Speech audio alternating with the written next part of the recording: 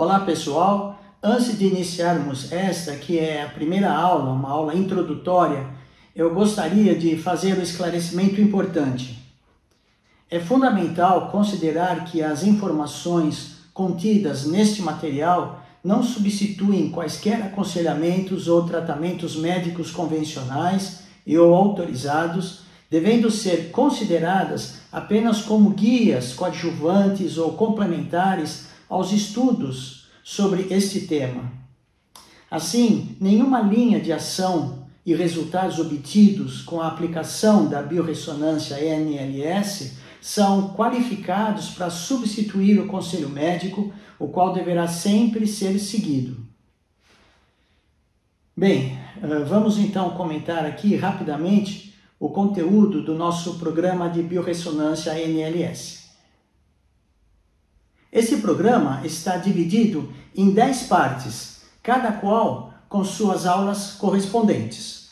O tempo médio de cada aula varia entre 15 a 30 minutos. Nós vamos comentar um pouco sobre cada parte do curso. A primeira parte, a parte 1, chama-se Introdução e Histórico da Técnica. Aqui nós vamos comentar sobre a medicina convencional e a medicina frequencial e a dificuldade da medicina convencional em abordar os aspectos mais modernos da física quântica e suas técnicas inovadoras. Ainda na parte 1, teremos uma introdução e objetivos do programa, porque esse programa de biorressonância é importante para esse momento de diagnóstico e tratamento de aspectos de saúde. Nós seguiremos com o histórico e desenvolvimento da técnica, abordando um pouco do histórico da biorressonância e quais são as suas bases de sustentação. Passamos então ao conceito de biorressonância NLS como um método de prospecção do estado frequencial de saúde. Finalmente, nós explicaremos qual é o conceito de sistemas não lineares, o NLS, porque esse é um diferencial dessa técnica, o que traz consigo um grau de sofisticação e de acuidade de resultados compatíveis a outras técnicas importantes como tomografia, ultrassonografia e algumas outras. Bem, na parte 2, nós veremos como é a aplicação e recursos gerais, ou seja, os equipamentos, modelos mais comuns e recursos gerais, esclarecendo que todos os modelos existentes possuem seus recursos mais ou menos similares, porém também possuem suas particularidades. Nós falaremos sobre a abrangência da biorressonância NLS, que avalia o estado frequencial dos sistemas orgânicos individualmente, dos seus órgãos, dos seus tecidos, das glândulas e etc. Nós apresentaremos os principais recursos de reequilíbrios frequenciais, além da verificação do estado da saúde, a possibilidade de se encontrar possíveis agentes potenciais como substâncias alergênicas, micro-organismos patogênicos e suas toxinas, além de muitos outros recursos relevantes. Diversos recursos de reequilíbrios serão comentados como a metaterapia, a fitoterapia, a litoterapia, a própria acupuntura e ainda a elaboração de fórmulas frequenciais. Na parte 3, chamada Preparação para início da prospecção, nós teremos uma descrição do processo de preparação para a prospecção. A palavra prospecção poderia ser aqui um sinônimo de pesquisa ou de diagnóstico. E aqui nós veremos o processo na forma de um fluxograma, com o passo a passo da preparação para o início da prospecção, que é a parte inicial da sessão. Na prospecção, o equipamento, de forma automática, seleciona previamente, de acordo com dados preliminares do cliente, por exemplo, a idade, o tipo de sangue, o fator RH, o seu sexo, alguns locais para prospecção de pontos de desequilíbrios frequenciais. Nós vamos mostrar como é feito o cadastro de novos clientes ou acesso a clientes usuais, como é realizado, quais são os dados solicitados e por que os mesmos são necessários.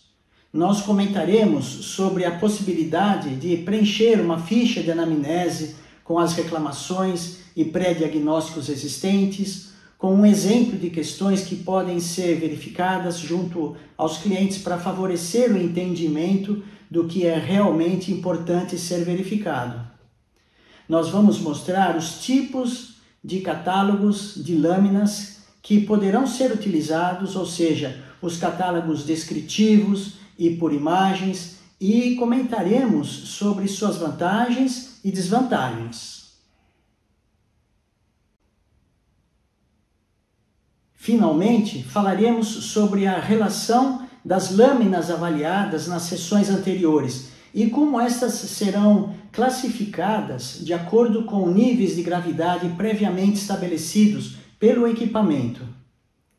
Na parte 4, que abordará os recursos principais, nós apresentaremos a chamada digitalização 3D como um dos principais recursos que permite prospectar causas de desequilíbrios frequenciais de uma forma automática, desde as camadas mais superficiais até os tecidos mais profundos do corpo, chegando mesmo até o DNA e as suas partes. Seguimos com a descrição dos níveis de prospecção. Nesse caso, teremos o nível simplificado, o nível normal, o nível detalhado, que correspondem a outros recursos importantes porque possibilitam a escolha do grau de detalhamento no qual uma sessão será realizada. Nesta parte, nós também explicaremos o que é o fator de semelhança espectral. Aqui nós iremos conceituar o principal indicador da existência de desequilíbrios frequenciais que nos ajudará a entender claramente as circunstâncias que cercam a saúde de uma pessoa e os seus eventuais desequilíbrios. Nós passaremos a apresentar cada um dos etalons disponibilizados pelo equipamento. Por exemplo, etalons de patomorfologia, que são as enfermidades, os etalons de micro-organismos, entendendo o que são os etalons claramente, como classificá-los e utilizá-los para prospectar e tratar pessoas. Também os etalons de medicamentos alopáticos. Aqui encontramos uma relação enorme de medicamentos alopáticos que serão avaliados para o uso frequencial. Seguimos com os etalons de medicamentos homeopáticos, da mesma forma, aqui encontrando uma relação enorme de medicamentos homeopáticos que serão avaliados para uso frequencial. Os etalons de medicamentos fitoterápicos, também aqui encontrando uma relação enorme de medicamentos fitoterápicos que serão avaliados para uso frequencial. Os etalons de litoterapia, que da mesma forma encontrando aqui uma relação enorme de cristais, pedras e minerais diversos que serão avaliados para uso frequencial. Etalons de substâncias alergênicas, encontrando uma relação de alérgenos que serão avaliados para uso frequencial. Etalões de nutracêuticos e parafarmacêuticos, que da mesma forma vamos encontrar então uma relação enorme de substâncias nutricionais que serão avaliadas para uso frequencial. Etalons da matriz de emoções e a abordagem de algumas terapias que descrevem a importância dos aspectos emocionais na somatização de enfermidades. Neste etalon, nós iremos encontrar uma vasta relação de tipos de emoções com suas frequências mapeadas para aplicação conjunta nos tratamentos frequenciais.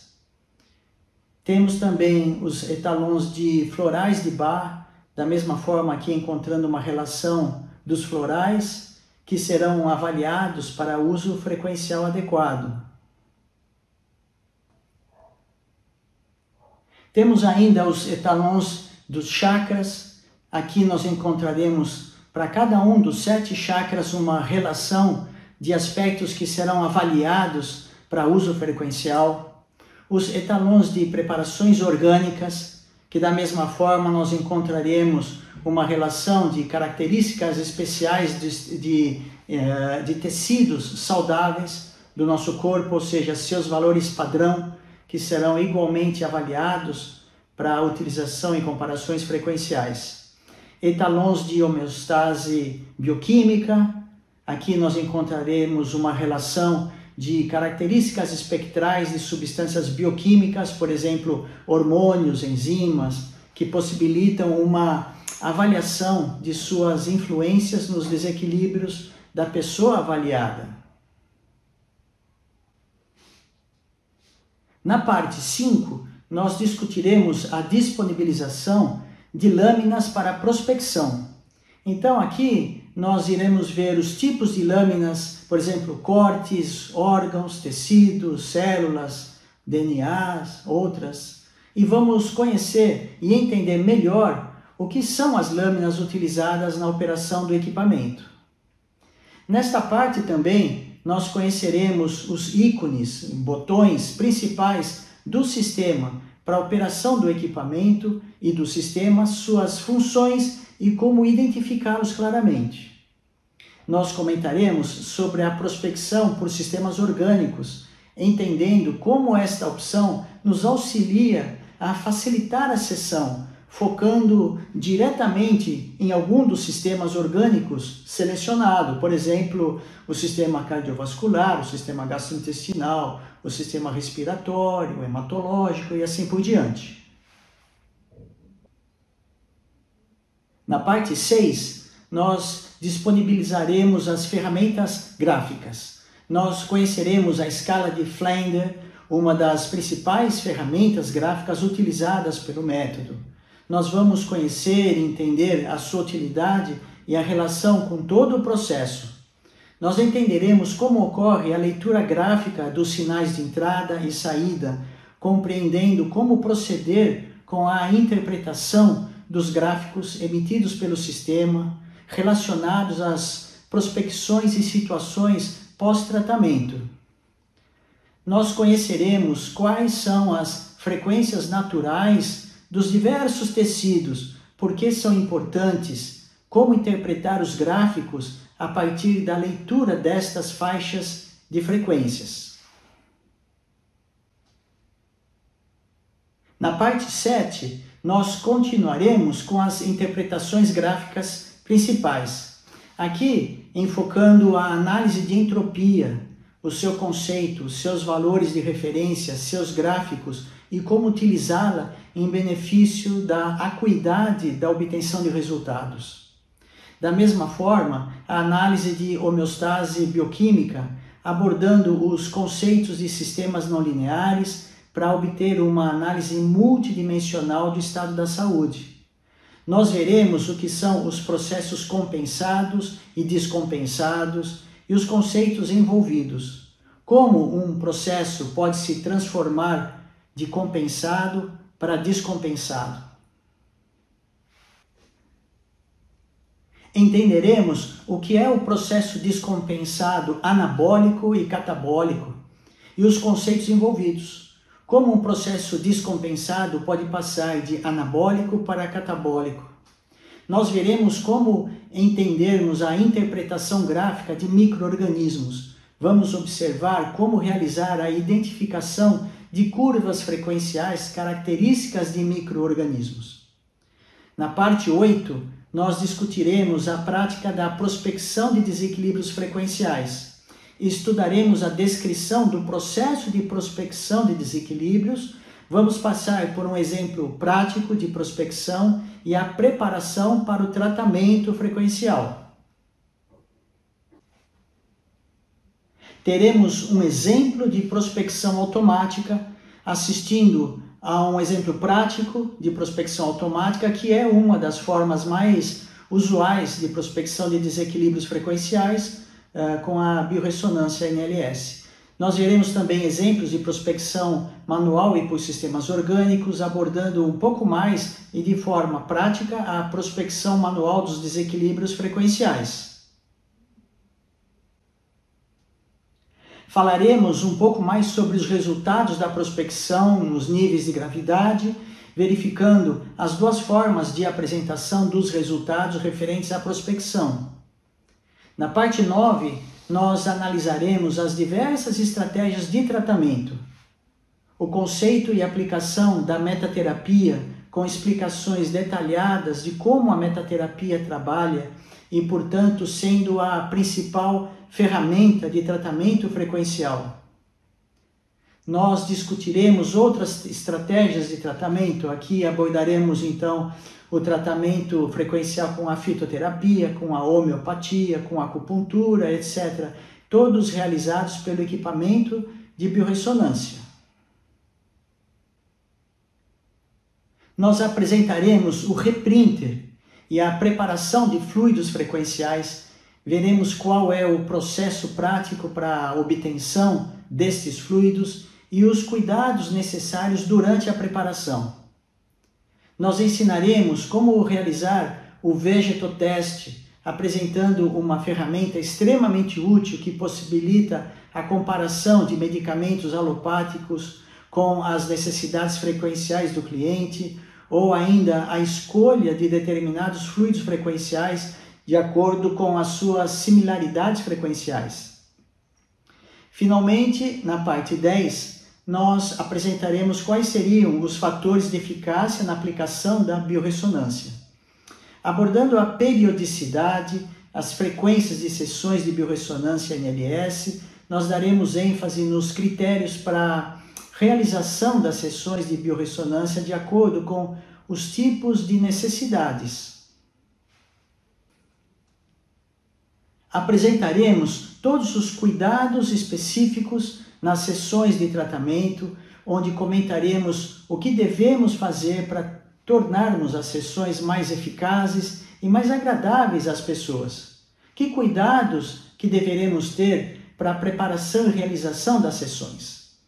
Eu queria comentar também que no manual que vocês poderão baixar e que está localizado junto ao conteúdo da primeira aula, existe um glossário de termos técnicos. Então, neste manual do programa, incluímos um glossário de termos técnicos habitualmente utilizados durante a leitura do material de apoio para facilitar o entendimento desse mesmo conteúdo.